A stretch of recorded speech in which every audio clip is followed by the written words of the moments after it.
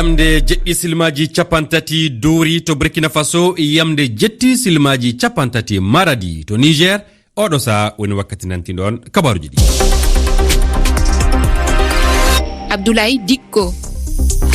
toɓɓe mawɗe kabaruji meɗen ɗi hannden to leydi Soudan ton yimɓe jiyana yon mbara capanɗe mbarmi e majireji ɗi ɓiɓɓe leydi ndi gadi alkamsade kengen hollude jiɗa ko nonki ardo Soudan gila ɗi majireji puɗɗi e hitande jaɓɓine nde hono nde limore waraɓe waɗali e ñalomma goto ɗo leydi Sénégal tefore ana jokki caggal yu'ugol laana talatare jaɓɓine nde Kafountine worgo leydi ndi procureur Ziguinchor nantini alkamsade kengen nangguere yimɓe jeɗɗon tuumaɓe wallude ɓe dewɓe dawi ɗi galda e sariya to leydi Israël toon député en caami suɓugoji kesidu cartama go'o sappo e go'o ɓordu e nde hitande nde yamrere ɓami député en leydi ndi alkamsade kengen.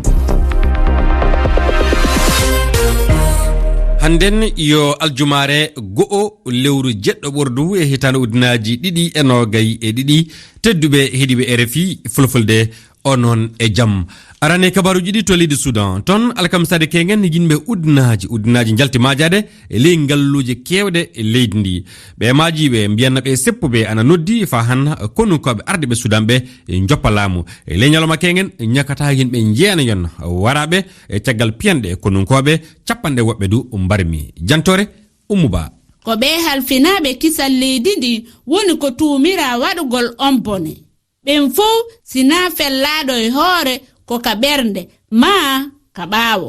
ko non andiniri doftoruɓe ɓen ɓe tentini hay ka nder labutani ɓe konunkoɓe felloyno fahimɓe saforoɓe no holli ko gila e alarba on kikiɗe woni ko goto e ɓen yaltunoɓe fi andintingo ɗi seppoji laatoto wara gila laamu ciwla seppoji hewdi no waɗude Soudan ɗum ko fii hollugo angal faale laamu konunko e nder ɓen seppoɓe ko ɓuri yimɓe 109 warama e barmuɓe 100 ko non andiniri dental adunaru woni oni eɓe tumiri ɓe polisiɓe tindago fellugol ɓe seppoɓe e wiya goto e ɓen seppoɓe haysiɓe fof ɓe heddoto e mum ɓe faalaka laamu konunko. To leydi Burkina Faso jamma hecci hankin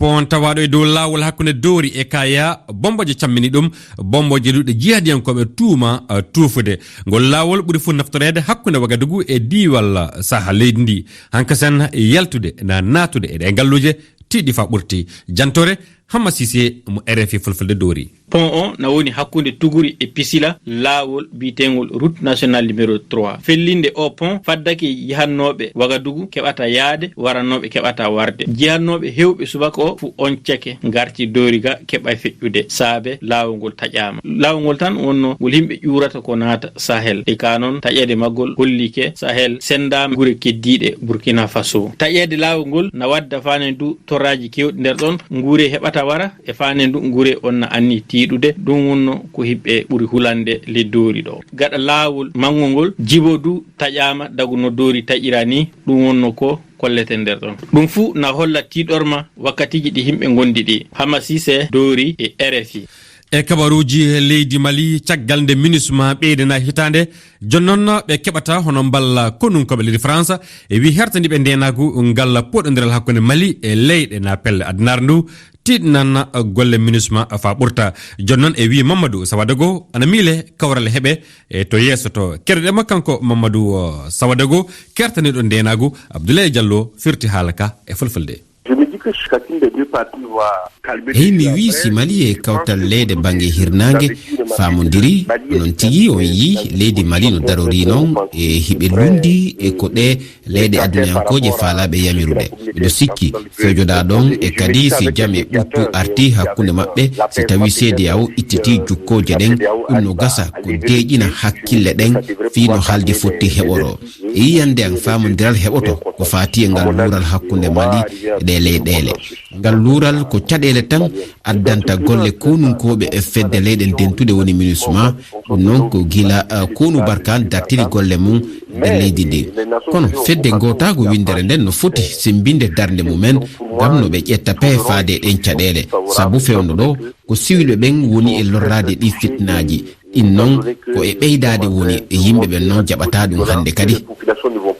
apporter davantage. Keɗiɗen ɗo Mamadou Sawadego kertaniɗo o ndenago ko ɓuri civil en ujunaji ɗiɗon mbara e nde hitande ujunaji ɗiɗi e nogay ɗiɗi to leydi Mali, to Burkina Faso e to Niger. ɗum woni ko fedde nde wona gollonore laamu ACLED yaltini e windande muɗum e winde fedde hitande foof gilla fitnaji ɗi puɗɗi e leyɗeɗo leyɗe Sahel limore civil ene waɗeteɓe hitande foof ana ɓeydo.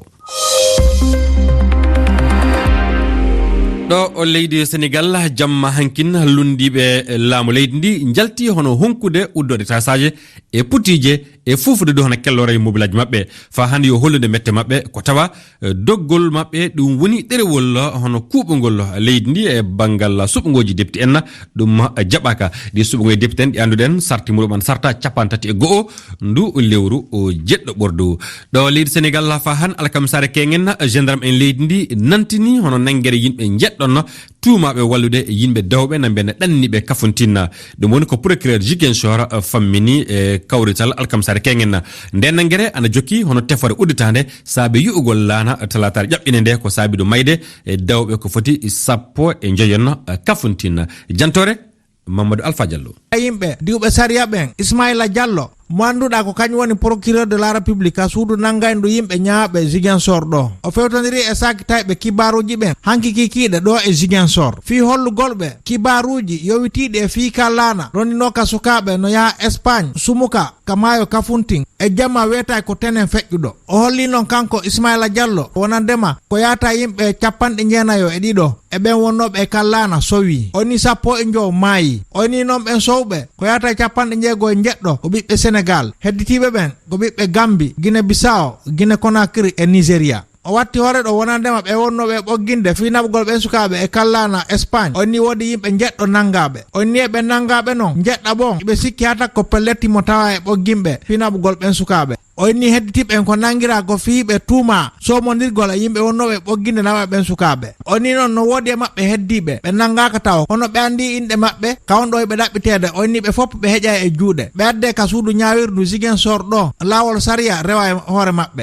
e batte ɗi boneji ɗi ɓe waɗi. Mamadou Alpha Diallo, Ziguinchor, RFI. to leydi Congo Kinshasa alkamisare kengen ñinde Patrice Lumumba o horejo jagode keɗɗo leydi ndi surama ñinde nde ɗo ñinde nde surama nde wonno nde tan heddi hono ko hemta e calɗi makko caggal duuɓi 60 komo wara nde surama kengen hawri du e yituma wuri duuɓi 62 ko Congo hewti indima ko muɗum kanko horejo Congo hande na Félix Tshisekedi mo naftoriki nde ñalande noddude ɓiɓɓe leydi ndi e kawral e hollude du fa hanna metta makko ko tawa leydi Rwanda ana walli murtuɓe Congo M23 e wima ko kanko Félix Tshisekedi Congo haɓoto fa kaddi bawɗe muɗum e rende kuuɓal leydi ndi to leydi Israel ton alkamsare kengen deputy en leydi ndi caami na mbiyanna ɓe camminama hankasan lalilal du woodi e gaɗol suɓogoji suɓade deputy en ɗum woni deputy en heeɓe go'o lewru 11 ɓordu e nde hitande kamɓe deputy en Israel kamɓe jaati e kawrti so gaɗi ngo suɓgo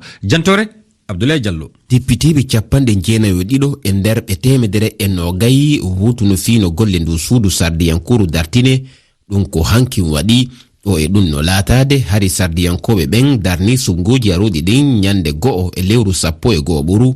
gomu sardiyankoɓe lundiɓe ɓe kawtal pelle dawriyankoɓe ka laamu famodirno e nde yontere ngam no ɓe dartinira golle ndu suudu sardiyankuru innetendu Knesset e bon kikiɗe kono ben sondiral ko fati e ɓooje hewɗe yowiteɗe e sariyaji letinigal pellital Naftali Bennett hollituno kanko tawetake ka suɓgoji waɗetede e lewru 11 ɓuru ko Yair Lapid lontotomo ka hoore jagorgal ko kanko o wonata hoorejo jagorɓe ha gouvernement keso on darne e siftinde hitande ujunaji 2021 Naftali Bennett e Yair Lapid darnuno kawtal pelle politique ɗe jeetati ko ngal kawtal pelle liɓuno wonnoɗo hoorejo jagorɓe Benjamin Netanyahu. to leydi Ukraine tondu fitnayi ɗi ana jokki alkamsare kengen bomboje ɗe Russie faɗɗi e dow diwal Odessa saabiki mayde yimɓe 10 e jeɗɗon e batu fedde OTAN nden de fedde OTAN nantini alkamsare kengen hono heɗintinde balla muɗum wonande Ukraine e hoore e wi hoorejo Amerique Joe Biden ɓe jokkana wallude Ukraine fandi heɓa kaw e dow leydi Russie.